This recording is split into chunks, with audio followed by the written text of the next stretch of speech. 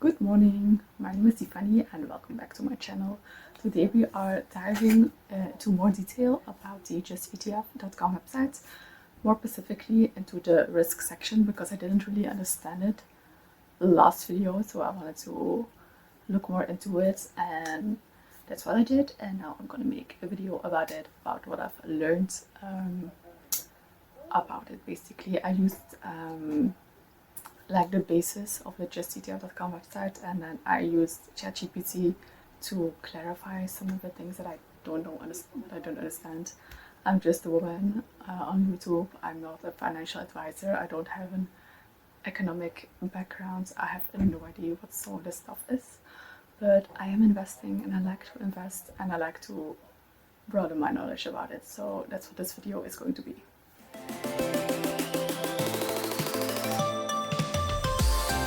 Okay, so I have the laptop ready with me with some notes, with some things that you can talk about. So when you go to the justetf.com website and you look at the risk, they talk about three main things. They talk about volatility, the return per risk, and a maximum drawdown, which I didn't really know what any of these things meant. Volatility, I learned, is like the swings, the ups and the downs of the ETF. Then we have return per risk, which is some type of calculation based on the return and the volatility, basically. I will explain more in more detail in just a second. And they also talk about the maximum drawdown, which for some reason interests me less. It's nice to know, but there's so much things going on in the world that sometimes crises just happen, and it's not because it's a bad ETF per se, it's just because the world is in crisis at that time. So we can see a lot of the maximum drawdowns are quite similar. And then the maximum drawdown within this ETF, my world ETF, is a lot because of the crisis it has been in, because this is an ETF that exists for such a long time. I'm not really bothered by the drawdowns. I don't know, maybe that's just me.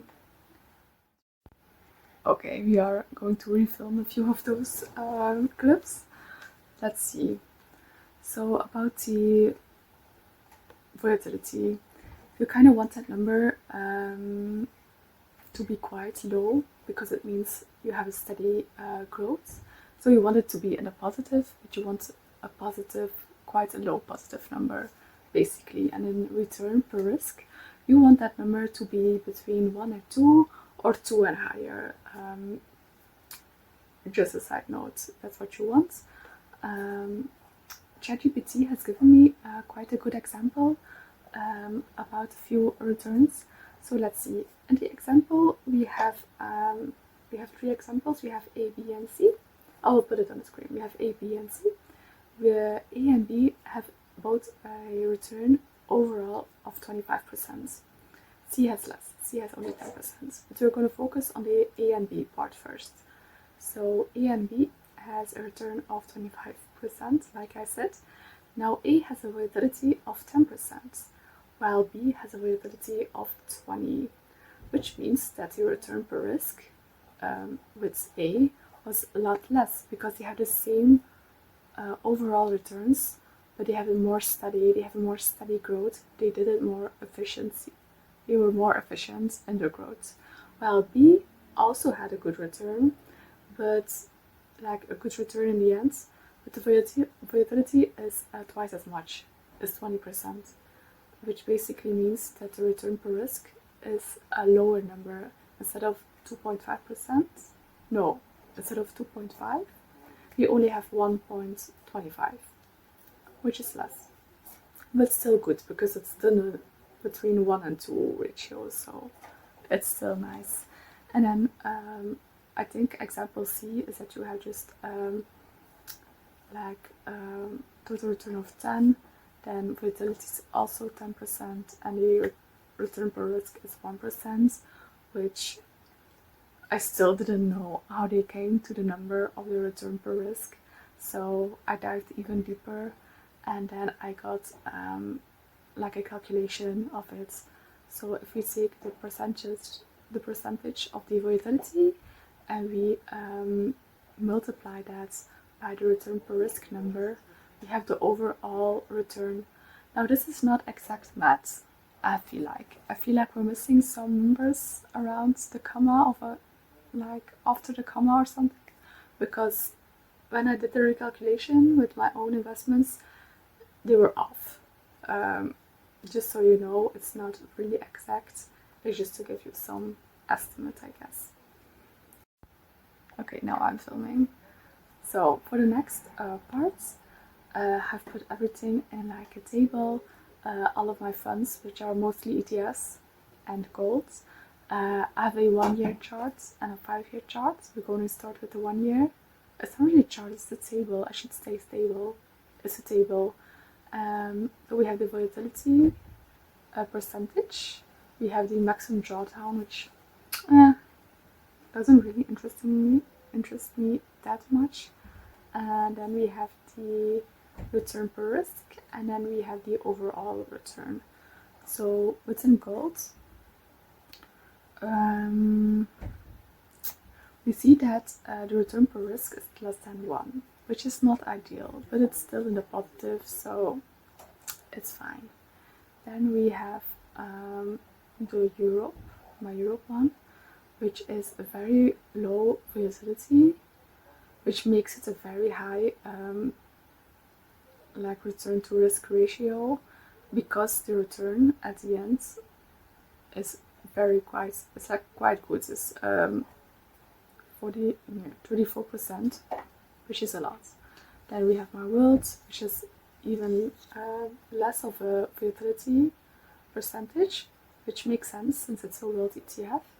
It's kind of the point that it's very efficient in its growth, even though the growth is not that much. When we look at the return, it's only 22%, which I still think is quite good, to be honest. You know, a return of 22% is kind of nice. Then we have tech, which tech has more of a high, not as high as gold. Gold has done some weird things this year, like in the last 2 years. Gold is doing its own course for sure. But we have tech, and tech is known for its ups and its downs, I feel like. But overall, usually tech is doing very well. In the table you can see that overall technology beats my world ETF. They didn't beat Europe, which I'm surprised by. And then my gaming one is just in a minus. I know I shouldn't be investing in gaming, like logically, like financially, it doesn't make sense. But gaming was quite a big part of my childhood and like my teen years, early 20s. So since I had the opportunity to invest in them, I really wanted to be a part of it. So that's why I'm still investing in them. But yeah, they are not doing great. Not at all. Especially since I started investing after Corona, because gaming did very well within Corona because everybody was at home. So obviously that was going up. I think all of the things that had to be like put in motion for people who had to stay home did really well in those times. But I will digress. You will kind of see it within the 5-year return, because like Corona was not that long ago. So you kind of see it there that gold is like in the positive, you know. Some years were very, very positive within the Corona for gaming, for sure. I'm not going to go over all of the numbers again. I don't really see the point. But you will have them if you want to look more into that. Here you can really see that technology has like a lesser return to risk ratio. They had a lot of ups and downs within the years, but they definitely came out on top. Like 162% gain in 5 years. Like, where do you see that? Gold also did really well because of last year, I think. The world the world did okay. I mean, 72%, can we be mad at that? No. I still think it's great. I wish I started investing sooner. I would have a lot of money if I started it. Not just a few years ago, but like when I first got a job, you know what I mean? But that's time I'm not gonna get back, so I'm not gonna linger into that. So gold did really well, but like gold is its own thing. Like it doesn't make profit, it's just what other people are feeling like gold should be worth, you know what I mean? Europe did very well, but I'm not sure Europe is going to keep doing well, but it did. Like last year it really did. World ETF is very stable, which is nice. Very good balance between risk and return, which is very nice. Tech is a good return, but quite risky. And gaming is just also very risky, and it just happened to be down right now. So that's not ideal. I hope you enjoyed this video. I'm going to do the YouTube challenge in the next clip. And I hope to see you next week for a different video. Thank you all for watching. Bye bye. Okay, so we have the YouTube challenge. Let's see. So it's only been up a few days, but I'm going on holiday in a few, like tomorrow. Yeah, tomorrow I'm going on holiday. So I wanted to do this YouTube challenge. So right now on the last video we have 3 views. We have 1 like, but that counts as 2. We have no new subscribers and we have no comments. So that's 5 again. That's going into my emergency funds, because blue stands for emergency funds. I thank you all for watching and I hope you enjoyed this video. I hope you enjoy learning about investments as much as I do. I see you all next time. Bye bye.